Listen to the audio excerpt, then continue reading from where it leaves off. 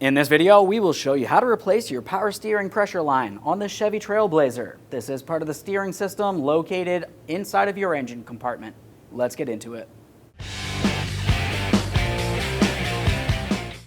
Okay friends, let's get started on our job. The first thing we need to mention is whenever you're doing something power steering related, it's a good idea to flush the system with the manufacturer specified fluid.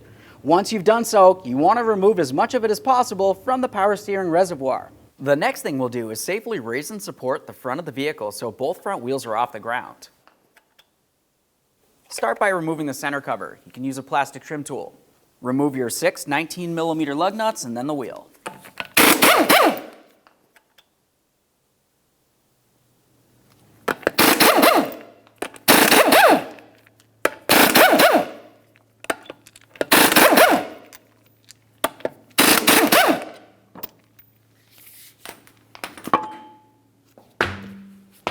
We'll continue on by cleaning up the area and then removing the bracket and the lines from the power steering rack. We'll have a collection bucket under here so we can recycle the fluid properly. We'll use a 1/4 inch 8mm with a medium size extension here. Make our way right inside there. We can remove that mounting bolt.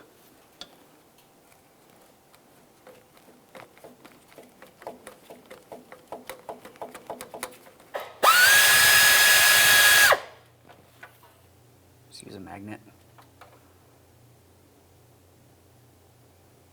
Now we can remove the lines from the power steering rack. If you have a hard time reaching in there, you can also try using a pry bar. Just want to essentially pull these right out of place. Sometimes a little wiggle will do. Now if you were to look along where the top line goes into the bottom line, there's a bracket here, and that top line would just lift straight up and off of there. But it's held in place with a plastic bracket as well. To separate these lines, we're going to have to carefully remove that plastic bracket from one of the lines or both. It's really up to you. Just slide that right off of there. Lift this one up off of here. Now that we have the lines out of place, let's have a look inside of the driver's side front wheel well. The line will make its way up along here. The line that you can see standing out next to us is actually a different line, but the other line is directly on the inside of it. There's 2 brackets that should be holding these lines in place, one there and one right here. To access these, we would just make our way up top with a long extension and a 10mm. Now at this point, there should be a 10mm headed bolt that's holding a bracket, and that bracket is holding each of the 2 lines down. Ours is broken, so there really isn't much to remove here, but essentially just go ahead and remove that 10mm headed bolt, remove the bracket from the area, so you have some movement from that line.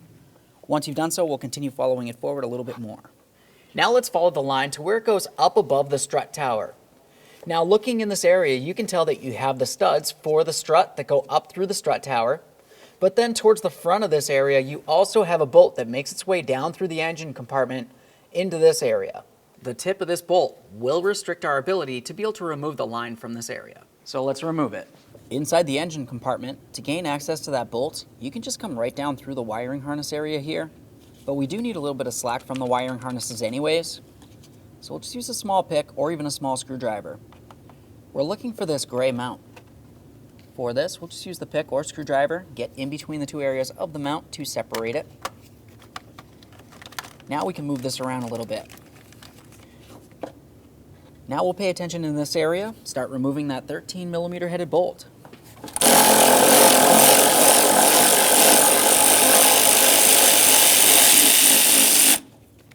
All right, now we can just separate those brackets from whichever line it comes apart from.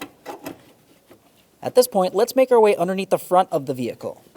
Coming down along the front, this is the line that we're replacing. It's held in place with a bracket. We're going to pause here and remove this shield. To remove the shield, there's 2 13mm headed bolts.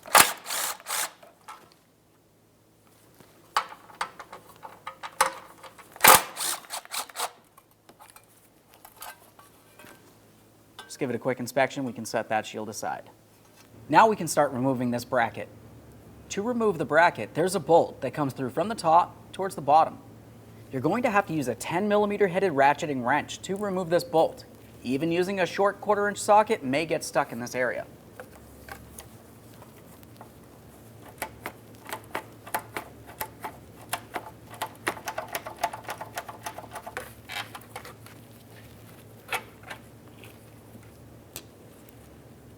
To separate these lines, we'll take hold of each side of this bracket, gently pull them apart so we can remove the line from the bracket. Start paying attention to the bracket. You can tell that there's two pieces here.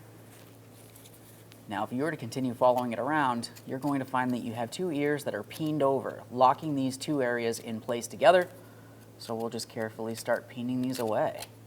You can use a small flat blade screwdriver, some pliers, whatever works best for you.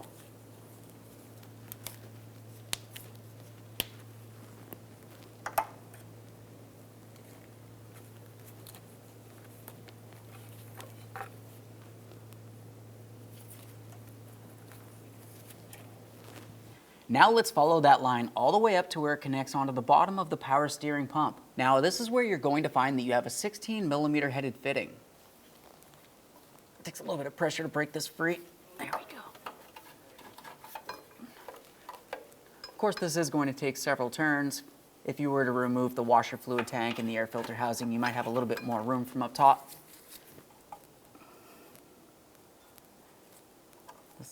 There we go. Let's drain this into our collection bucket. Now, since there is still some fluid inside of the line, and I don't want it dripping out all over the place and potentially getting in my face or in my eyes, I'm just going to tape this off. Let's make our way back inside the wheel well. Now, what we're going to have to do to get the line out of place is to carefully remove the other line from place first, and we'll just go ahead and swing it aside. And then we can take hold of the line that we are replacing, swing that aside as well, and spin everything out of place to remove it from the vehicle.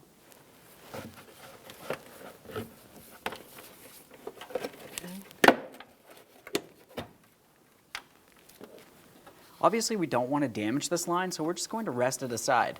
We still have plenty of room to do everything we need to do in this area. We'll take hold of the other line, carefully tilt it up, and start bringing it out. If you have a hard time reaching in there, you can use some long nose pliers that will be able to grab onto the hose.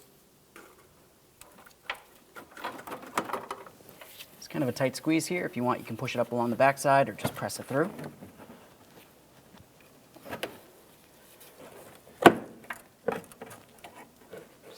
This out of here. Now, as I start pulling this away, I'm finding that the line is going behind the upper control arm. Of course, you could remove the control arm from the strut tower, or you could just continue gently flexing things and pulling it out. With a little bit of persistence, it should come out. Here we are, it's starting to make its way out. There we are. Now we'll take hold of this and we'll carefully start rolling it out through the wheel well here. Just be careful for any wiring. Looks like somebody brought it underneath that area. There we are. Now we can grab onto this and we'll start pulling it out through the wheel well here. Careful for any wiring that might be behind there. And there it is, friend. Now that we have the lines out of the way, the next thing we want to do is pay attention to the power steering rack where the lines were placed. You'll find that you should have a seal in each one of the ports. Removing one seal is the same for the other. Now, since I have the lines off, I'm going to be replacing both. To remove this, you can use a small pick or whatever you might happen to have. We're going to try to grab on the lip of the seal itself and gently pull this out of place. It's starting to move a little bit here and pops right out. There we go. A quick inspection of the mounting hole. All right, let's get ready to install our brand new power steering pressure line. You'll find that I taped off each end because I want to ensure that nothing makes its way inside of our power steering system. Now to put this in place, we'll start with the area that's going to go all the way down along the front of the vehicle, making its way to the power steering pump. Once we have that slid down behind the frame here, we'll continue on to bringing it into the proper position in this direction, and then we'll move along from there. Once again, we're being careful for any wiring that might be in this area. Start bringing this down. Now at this point, you can gently flex these lines to get them in position, but you want to be extremely careful not to crimp them, because if you were to bend this in and cause any type of restriction, you have to replace the line again. Just be careful. Just try to sneak this by here. Like I said, you can gently flex things as needed. Just be careful not to crimp anything. Seems as though we're hitting up against the upper control arm mounting bolt here. We'll just gently pry this and press it in at the same time. There we are.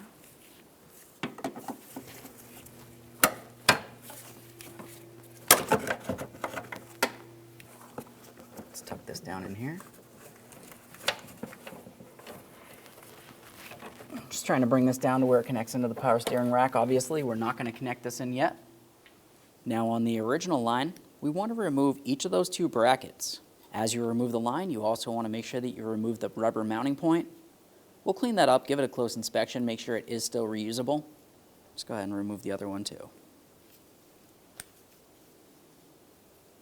Now we can move along to installing our two brackets that hold the line in place. Now for these brackets, I have the forward one in my hand here. The bolt hole would be facing forward.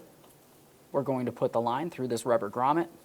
We'll gently pin this back together here, but we're going to leave it on the line in place without mounting it to the frame. Do the exact same thing to the rearward one, and then we'll continue on putting the other line in place as well.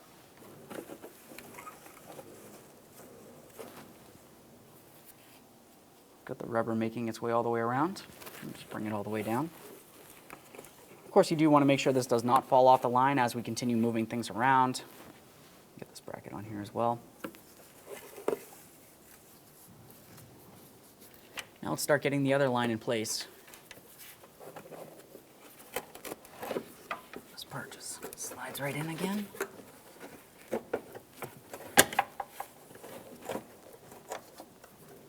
And bring this down inside there. Just go all the way down near the rack. All right. Now we can put in our seals. Now for these, you just want to carefully take hold of them and we'll slide them directly into each port of the rack. Press that in as far as you can. We'll double check that and do the same to the other.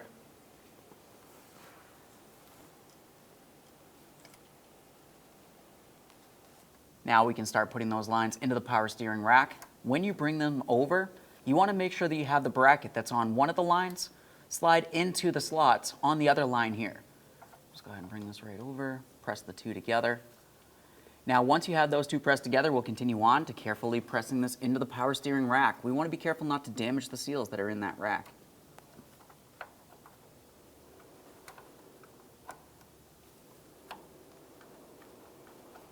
There we are, press that in. Continue on with your one mounting bolt. We'll start that in and snug it up.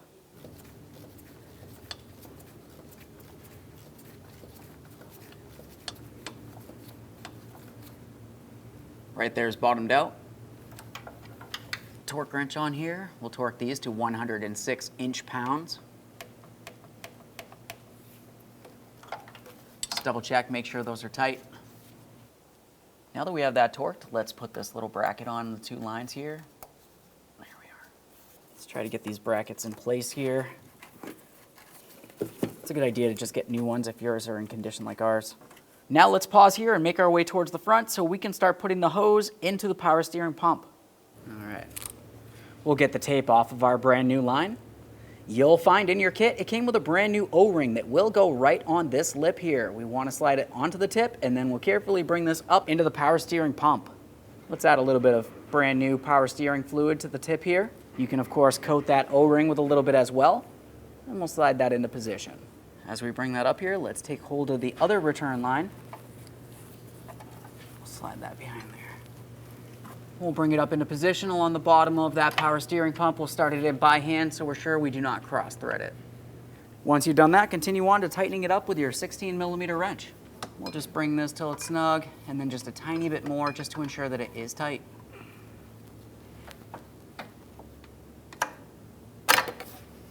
So right there is pretty tight.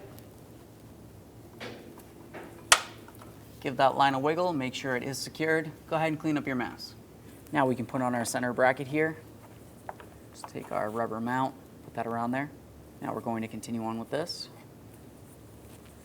Our rubber's a little bit stretched here. You could trim it off if you want to. We're just going to pinch this together and peen over both of those two ears.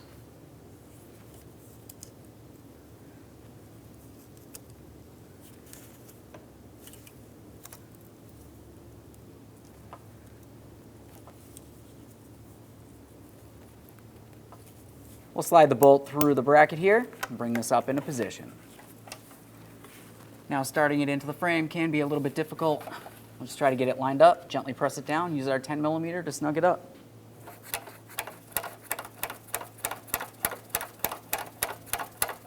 In the engine compartment, we'll put on the bolt that holds the line bracket down to the frame. Let's get this snugged up. Let's get this bracket bolt in here.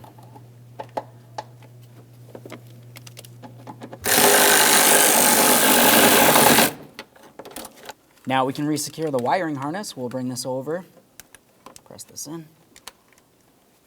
Double check to make sure the wiring is secured properly.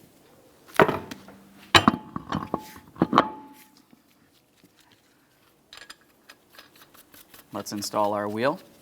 Start on all 6 of your 19mm lug nuts. We'll bottom them out, get the wheel back on the ground, and torque each of them to 100 foot-pounds.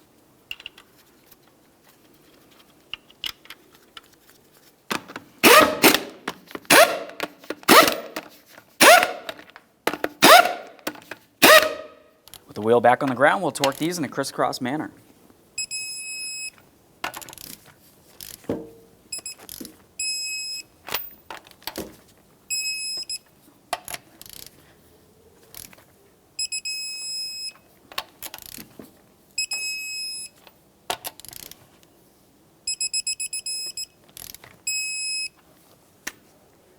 Torqued. Now we can put on the center cover. When doing so, you want to pay attention along the edge on the inboard side. You're going to find a small picture that looks like a valve stem. This is the valve stem of your wheel right here. We'll align those 2 areas and gently drive this into place.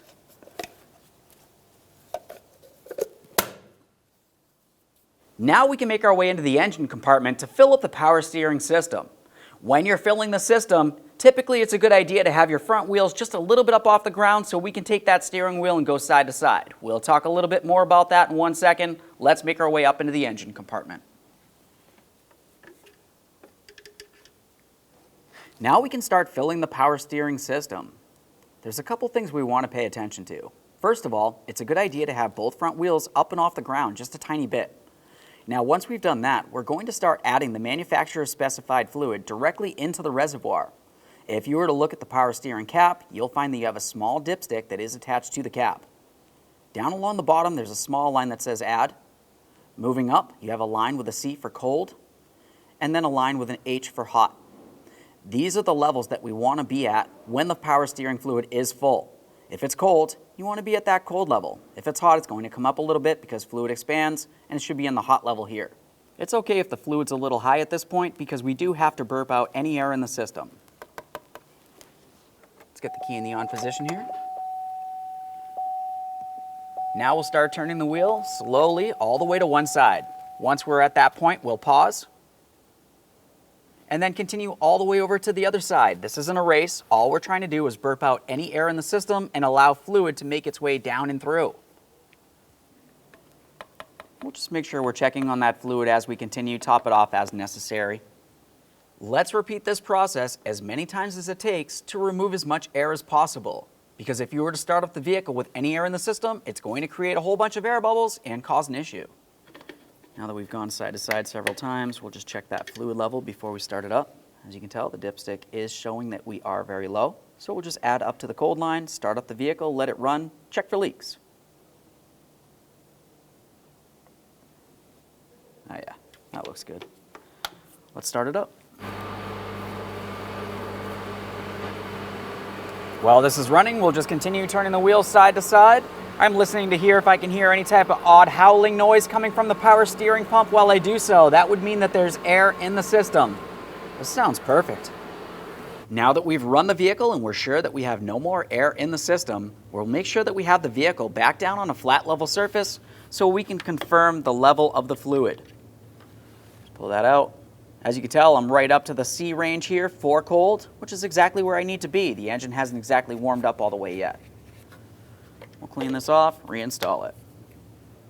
Okay, friend, we installed the power steering line in our vehicle. We let it run for a little while, we checked for leaks, and we burped out all the air in the system. We double checked to make sure we're at the proper level. At this point, we just want to go ahead and clean up the mess, triple check for leaks, and then take the vehicle for a road test. Thanks for watching. When only the best will do, demand TRQ. The only company that lets you view before you do. TRQ is committed to offering the highest quality aftermarket auto parts that are engineered for peace of mind. Thanks for using and viewing with TRQ.